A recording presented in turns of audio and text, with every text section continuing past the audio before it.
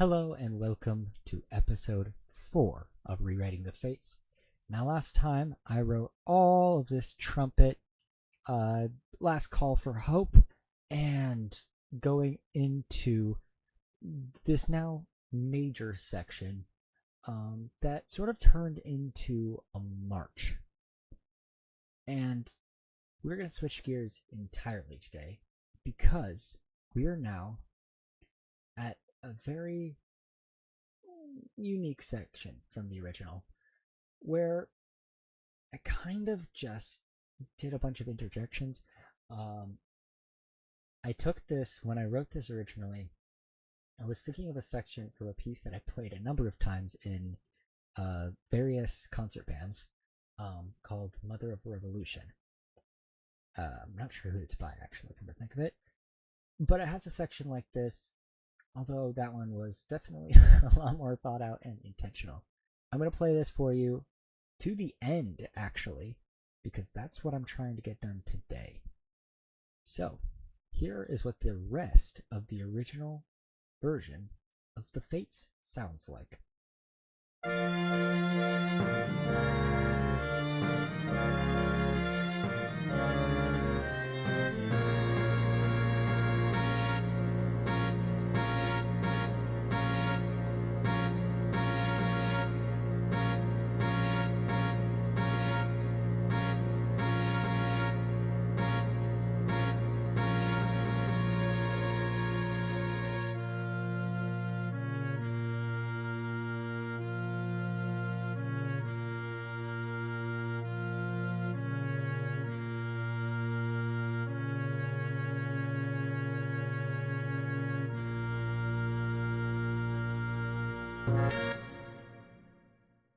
So there you have it. That is what I originally wrote for this last section. Now, obviously, there's a lot to improve. So let's go back to the new score. Now, I've already begun to lay out some foundations for what I want to do here, at least in the first half of this last section. As you can see, everybody's basically doing the same thing right now. That will change. I'm just trying to lay out the form because I want a lot to happen here.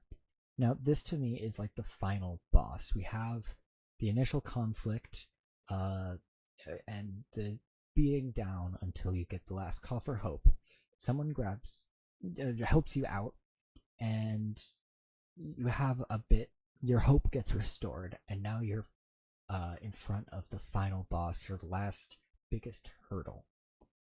So this section needs to be bigger than any other section I have already written, which is going to be a bit of a challenge, and it's going to push me out of my comfort zone quite a bit. So what I have here is essentially, it's a sequence. So I think I had this in the last video, but from this B flat major, we go directly into B flat minor simply by lowering the third. And what I did, unison Fs, which is a fifth up, it's the fifth of the scale, and that is kind of an homage to the main melody that does the same jump of a fifth, except you can see it pretty well. Let's look at the the horns. This is good. You can see each next measure, it goes up a scale degree. And so we're just climbing the scale, and then it jumps down an octave here, just so it doesn't get too high for the horns. We're just climbing a scale. To be specific, the B flat minor harmonic scale, as you can see by the raised seventh here. And I just repeated this seventh. I don't know exactly what I want to do here yet, but I want to do something here that just kind of sits in this very tense moment. And then it goes to an F sharp instead of an F, so that I can go instead back to the original key of G minor. I'm going to play this for you. Keep in mind, this is very rough draft. It's just me trying to figure out what I want to do here, and I'm going to talk about more intricacies that I want to add in next. So here is the first draft of this final section, or at least the first half of it.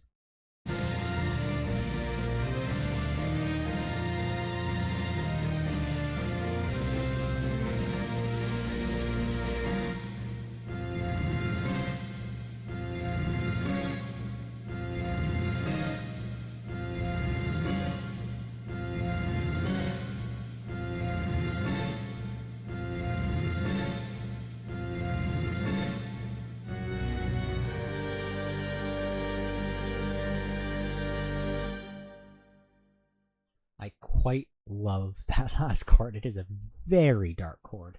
I do think this transition needs a little bit of work, and I think that'll be fixed a lot once I have more of the details in. One thing I didn't mention is the trombones and the low strings have these glisses. I want these to be on top. Unfortunately, the digital instruments I'm using don't do these glisses very well, and I could switch to a different one, but it sounds worse for the whole piece. I'm just going to leave that part up to the imagination, but I do like the effect. You can kind of hear it in the background. So what I want to do is I want to add some more, I don't know, motion and intensity to this music.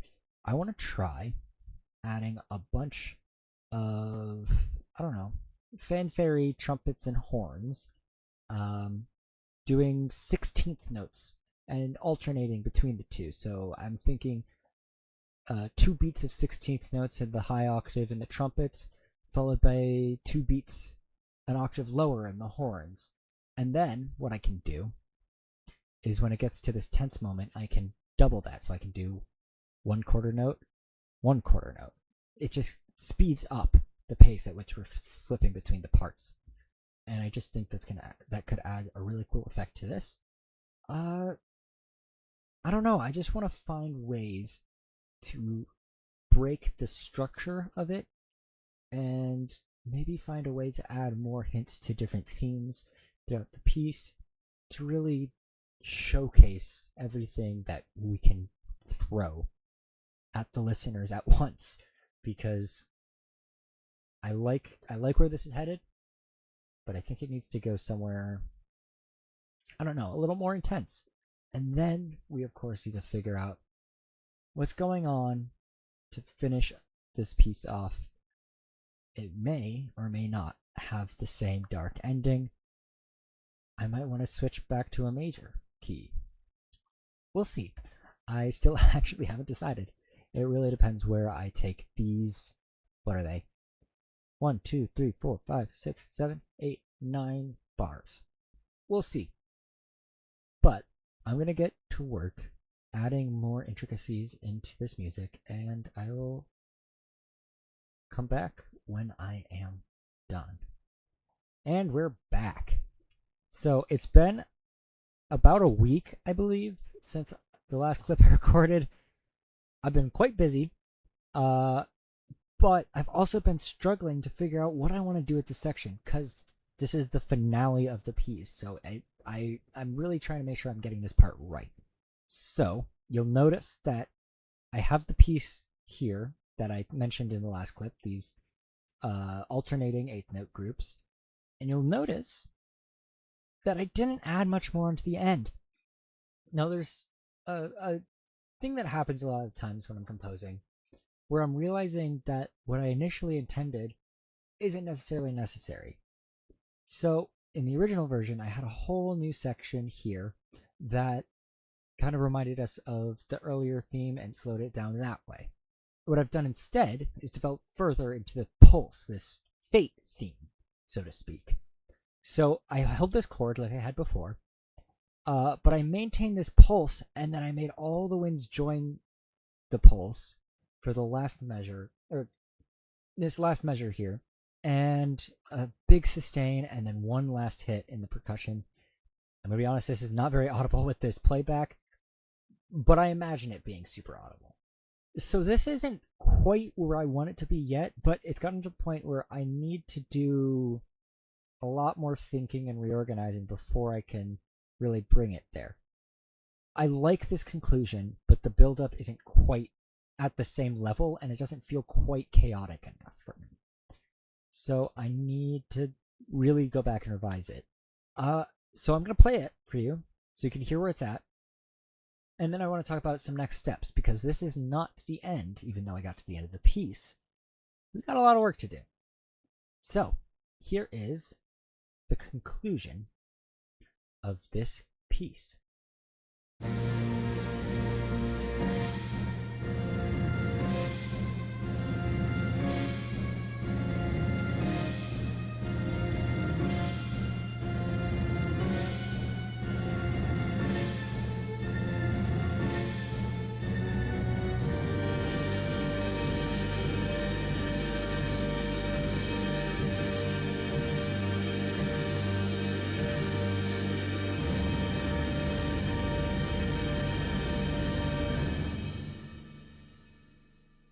So there you have it. That's the end. That's all there is. We're coming in at about 5.5 minutes here, as you can see up here. And I think it's a good length. It's the longest thing I've ever written. And it's, I think, about 2 minutes longer than the original, just from all the additions I've made along the way. I'm working on figuring out what I want to do, because as I've been writing this, I've been noticing certain tendencies I've been having, and it's making me want to make some large decisions, that being my instrumentation.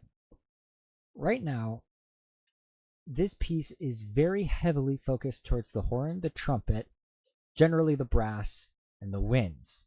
Now, as I have it right now, it's set up like an orchestra, which generally focuses on the strings.